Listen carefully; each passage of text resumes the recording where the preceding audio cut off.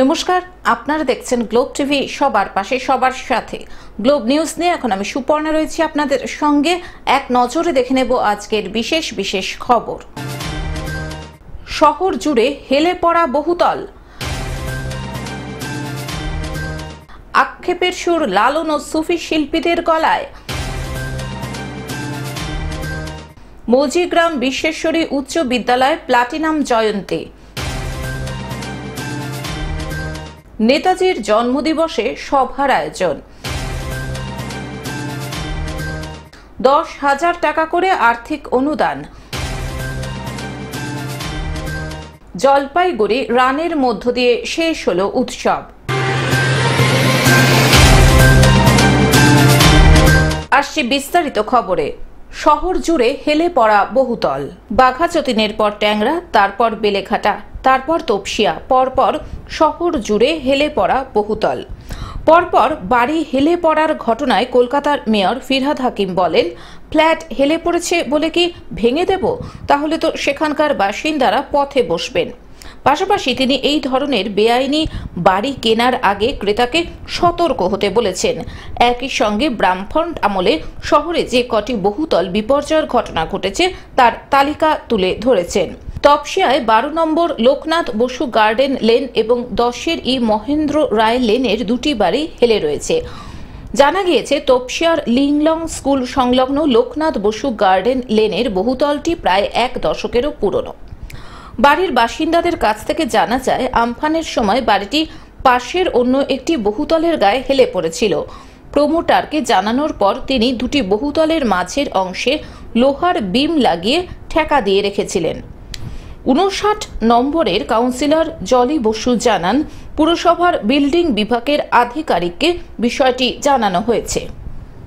আক্ষেপের সুর সুফি ও লালন শিল্পীদের গলায়। উত্তর 24 পরগনার বসিরহাট মহকুমার হাড়োয়া ব্লকের খাসবালান্দা গ্রাম পঞ্চায়েতের বিদ্যাধরী নদীর পাড়ে 11তম বর্ষের মেলা শুরু হয়েছে। লালন শুধু হাড়োয়া বাজারে নয় বা হাড়োয়াতে নয়, সারা পৃথিবী খ্যাত লালন। লালনের যে ভাবনা চিন্তা ছিল, সেখানে আজকের ভারতবর্ষে যে ভাগাভাগি হচ্ছে বা ভাগাভাগি করার মতো কথাবার্তা বলা হচ্ছে, তার মধ্যে দিয়ে তার ছিল ভ্রাতৃত্ব, সৌভ্রাতৃত্বের সঙ্গে বসবাস, এবং লালনের চিন্তাধারা ছিল কুসংস্কারকে বর্জন করো। আগে দুই বাংলার লালন ফকিরদের নিয়ে আখড়া বসত। বাংলাদেশের ঘটনায় এবার ওপার বাংলা থেকে লালন ও সুফি গানের শিল্পীরা মেলায় আসতে পারছেন না। গত বছরে দুই বাংলার লালন ফকিরদের নিয়ে বিদ্যাধরীর পাড়ে আখড়া বসত, চলত 7 দিন ধরে। এবারে যেন বিষাদের সুর সুন্দরবনবাসী থেকে শুরু করে মন্ত্রীর গলায়। তারা বললেন, দুই বাংলার সংস্কৃতির বাংলা আউল বাউল ও সুফি গানের মধ্য দিয়ে কোনো একটা মিল খোঁজার চেষ্টা করতাম এই মেলায়, কিন্তু এবার ওপার বাংলার শিল্পীরা না আসায় রীতিমতো আক্ষেপের সুর উদ্যোক্তাদের গলায়। উদ্যোক্তা তারিকুল আলম, ফেরদৌস রহমান, হাড়োয়া 2 নম্বর ব্লকের সভাপতি সাফিক আহমেদ, শিল্পী তরুণ মণ্ডল সহ একাধিক ব্যক্তিত্ব উদ্বোধনী অনুষ্ঠানে হাজির হয়েছিলেন। এই মেলায় উপস্থিত হয়েছিলেন রাজ্যের কৃষি মন্ত্রী বেচারাম মান্না। তিনি বলেন, ওপার বাংলার বাউল শিল্পীরা না আসায় একটা আক্ষেপ তো লাগছেই।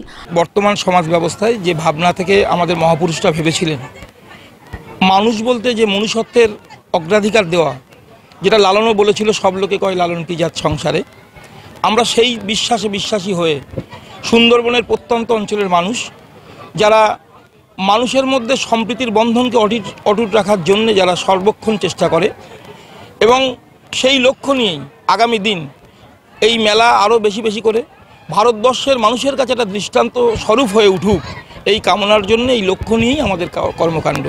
আমরা চাই দ্রুত এই সমস্যার সমাধান হোক। এই মেলা দেখতে রাজ্যের বিভিন্ন প্রান্ত থেকে মানুষজন আসেন ওপার বাংলার শিল্পীদের গলায় লালন ফকিরের গান শুনতে। সেখানে দাঁড়িয়ে এবারের মেলায় কেমন যেন একটা বিষাদের সুর।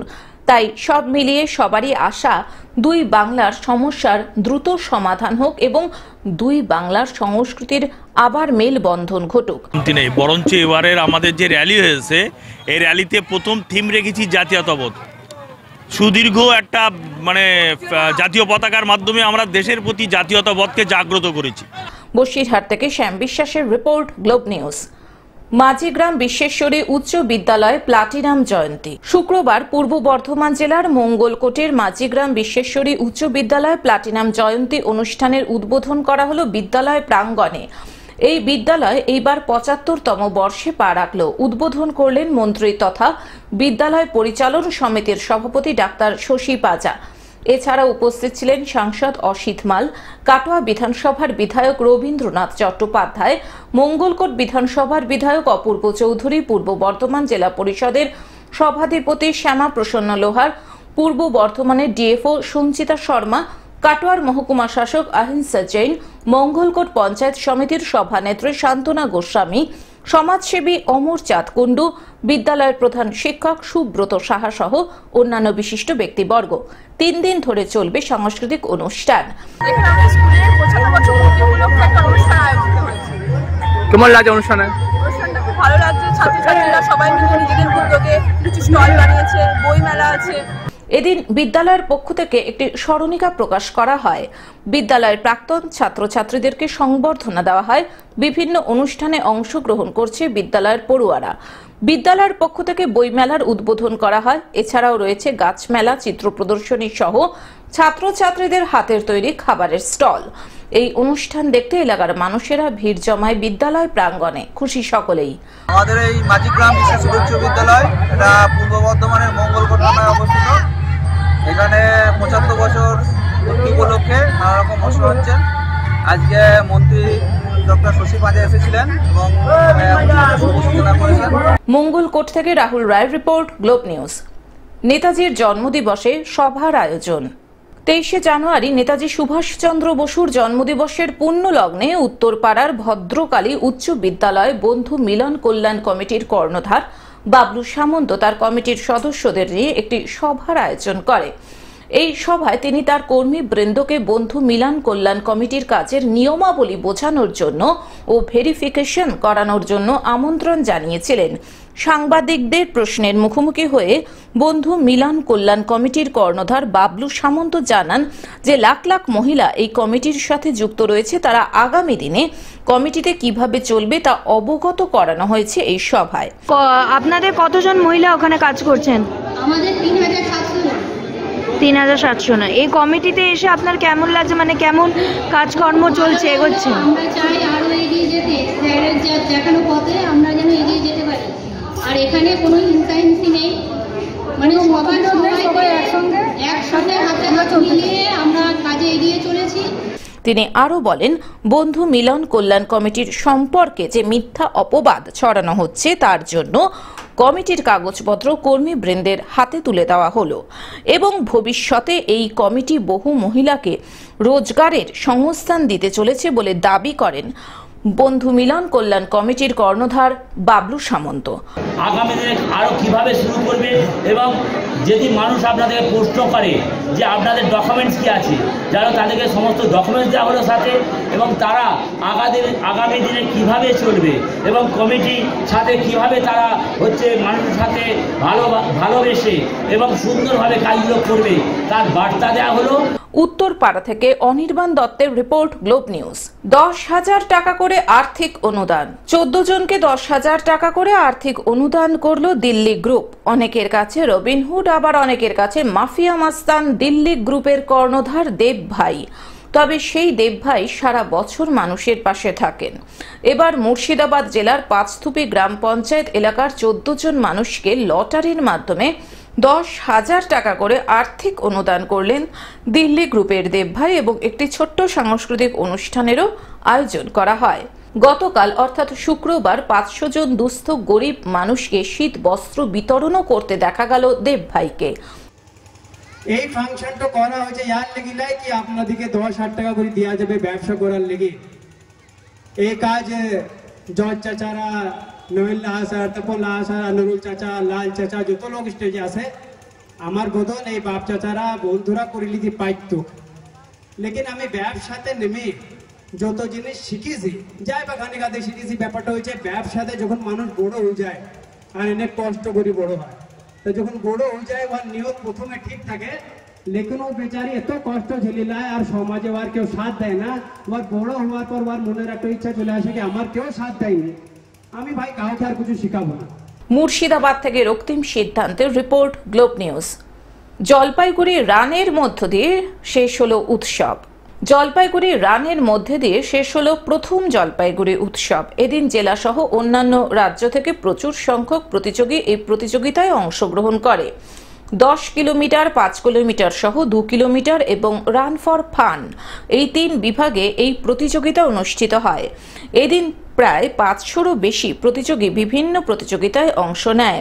অনুষ্ঠানে উপস্থিত ছিলেন জেলা শাসক শামা পারভিন, ডিআইজি মুর্শিদাবাদ রেঞ্জ শাহেদ ওয়াকার রাজা, ডিআইজি জলপাইগুড়ি রেঞ্জ নিম্বলকর সন্তোষ উমরাও, পুলিশ সুপার উমেশ গণপত খন্ডওয়ালে, অতিরিক্ত জেলা শাসক ধীমান বারুই, অতিরিক্ত জেলা শাসক রৌনক আগরওয়াল, অতিরিক্ত জেলা শাসক প্রিয়দর্শিনী ভট্টাচার্য, ডিএফও জলপাইগুড়ি সহ অন্যান্য আধিকারিকেরা।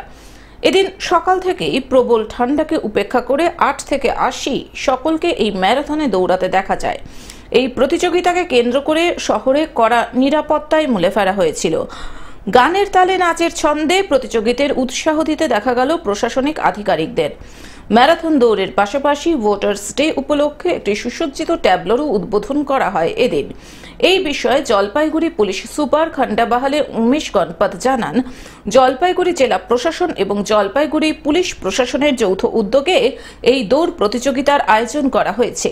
আমরা ব্যাপক পরিমাণ সাড়া পেয়েছি। যে সকল প্রতিযোগী এই প্রতিযোগিতায় অংশগ্রহণ করেছে তাদের সকলকে সার্টিফিকেট এবং মেডেল পরিয়ে সংবর্ধনা জানানো হয়েছে।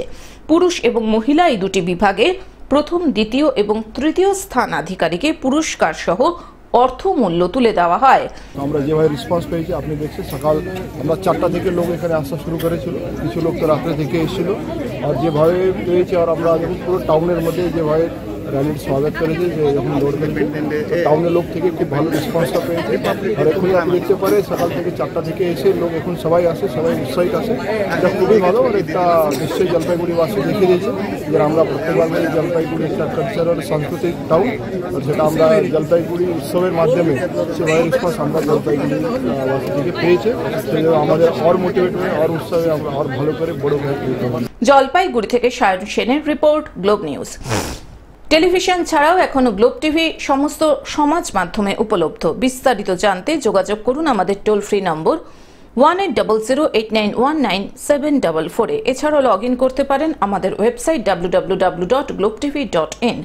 আজকের মতন গ্লোব নিউজ এখন এই পর্যন্তই। দেখতে থাকুন গ্লোব টিভি, সবার পাশে সবার সাথে। নমস্কার।